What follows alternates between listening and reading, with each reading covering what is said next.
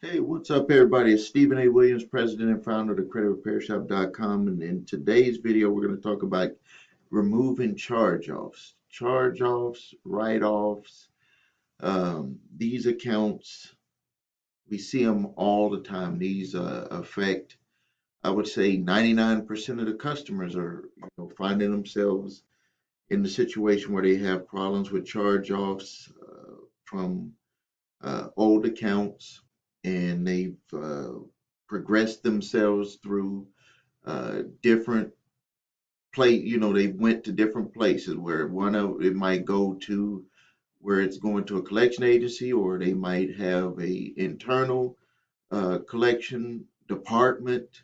Uh, but these become very, uh, how could I say it? People get very frustrated when they have these types of issues on their credit, because it can stop you from moving forward. Because when you have a charge off, basically what you're saying without saying it is that you're unreliable when someone loans you money or someone provides you a service. That's basically what it's saying.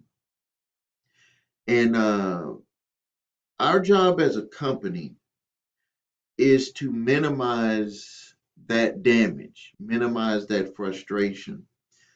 And uh, there's legal ways that you can do it.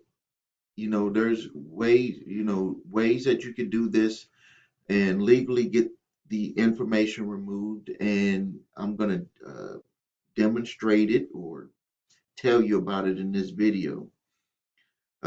First thing, and when I go at stuff like this, there's some people that might say, well, the person did it wrong, they did wrong, and they should just suffer the consequences forever, this and that. Uh, I'm all about accountability, but what we got to do is we have to look at the what are remedies on being able to move forward. Because at some point, even for companies file bankruptcy, companies reorganize debt in Chapter 11, companies do all types of things, companies lay people off. So you as a individual, you are your own business. And sometimes you have to look at your remedies to allow you to be able to move forward, because nobody wins if everybody is just stuck and never able to move forward. Businesses don't win because they're not able to make more loans to consumers, and people don't win because they're not able to have access to capital and be able to move forward and grow themselves and have a more secure future for their family. So the first thing that I want to talk about, and this is like the three levels of uh, dealing with a charge off on your credit reports. First thing is you need to, number one, find out, is that charge off even legal to be on there due to statute of limitation issues. There's a federal statute of limitations of 7 years to remain on your credit without any challenges of you just believing that something is incorrect about it. So there's a 7 year statute of limitations. Then each state has a statute of limitations on the charge off account being able to be collected. Now I'm gonna talk about how you can, the solution on using both strategies. Number one, on the statute of limitations for 7 years, if you see something that's on there and it's been a negative account for 7 years, that information has to be removed. Even if it's a positive account, the information that's past 7 years is supposed to be removed. Now, you don't want to mess with it for a positive account, but obviously for a negative account, you want to have it removed. And for the debt statute of limitations, for it being a debt that can be collected, you can actually use your state statute of limitations to get that information removed. And the crazy thing about it, a lot of people don't notice, is that the company, the original creditor, will actually help you get that removed if you know that it's past the legal statute of limitations to be collected. Because all you got to do is just notify them that they did not pursue you for this debt. It is past the statute of limitations for them to be able to collect it, and you want the debt to be voided and you want it to be removed off the credit report. You'll be surprised how many companies will just follow in line and get that done. Same thing if it was a collection agency that happened to purchase debt. And that goes into number two. What you need to look at on your credit reports in the comment section is, does it say that it was sold, assigned, or transferred? Because one of the tricks that a lot of collection agencies will do is when they buy that debt, they'll re-report it themselves on your credit reports. But that does not matter. You always want to go by the original charge-off date. So you'll have a debt collector that might buy it a year or 2 years later, some even 4 or 5 years later. And they will try to make it like the statute of limitations starts from that time period when it doesn't. It starts from when that original charge off happened. So you have to be aware of that so you can know how you can fight that charge off. Now, if it's the same process would happen though. If it's past the statute of limitations state-wise, you would just write to that debt collector saying that they're attempting to collect a debt that is past the legal statute of limitations for them to collect, and that you want them to cease the collection and you want them to remove that information off your credit reports. They will do it. Sometimes it might take a little bit of back and forth when you're dealing with a debt collector, but if you notify them and you show them the statute of limitation laws for your state, they will act and get that done. The other part of removing a charge off that you need to pay attention to, and this will also be in the comment section, and this is also how a lot of debt collectors end up cheating on actually collecting on a debt that they can't even really collect on, is that if you see it say cancel, so you're looking at the original creditor and it says cancel. Normally it might say transferred or sold or something like that or signed.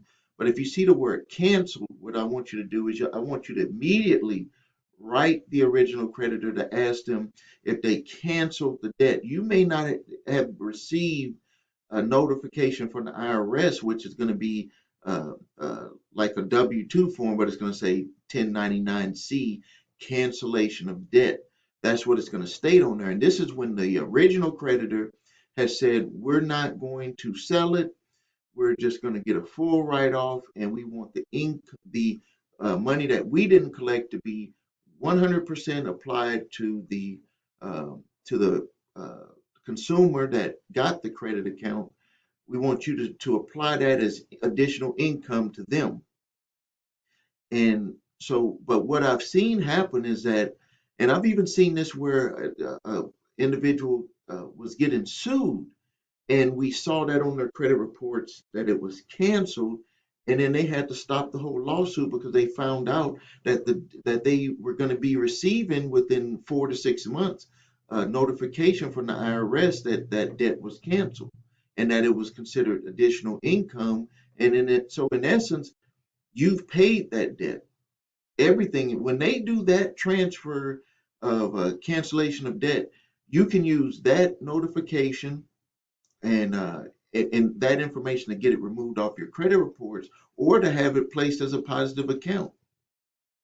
Because in a way, it's like a transfer, a transfer of the way that they're reporting the information on there, because they're considering that 100% paid because they're going to get 100% write-off on that debt. I know that it can be confusing, but I've seen this work, and this is just the way that it works for the IRS. When you take that money, when you don't pay that money back and they do a 1099 cancellation of debt, that is like you having that money, and you can use that document to get that information removed off of your credit reports. It is no longer being reported accurate when they give you that documentation saying that the debt was canceled. So you can use that information to, number one, get it removed, and then you just deal with it on your taxes, which in most cases you won't even have to pay any additional taxes.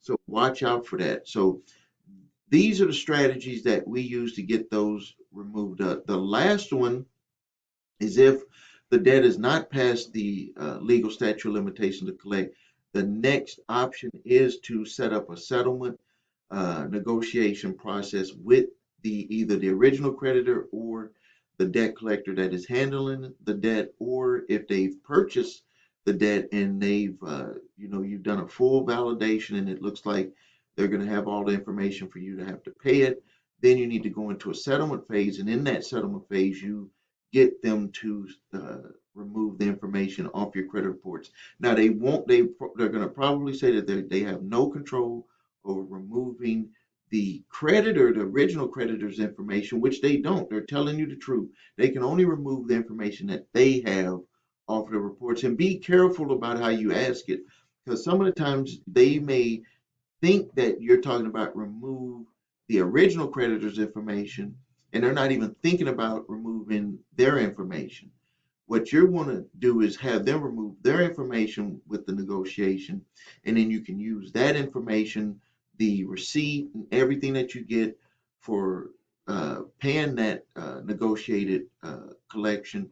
Use that information to get that either made a positive standing with the original creditor, or they just have it removed. When you do that, you need to send it to the original creditor and to the 3 reporting agencies. It's going to always take a little bit of work. Sometimes it might get taken off of one report and not taken off the other. So it's always just be prepared to have a little bit of back and forth to get to where you want to be when you're dealing with removing these charge-offs. All right, I'm going to end the video here. If you need help with your credit, please visit us at thecreditrepairshop.com. Watch the video, what makes us different. That's why I show you, I demonstrate using a whiteboard, my 8-point validation system process and my 2-phase settlement process.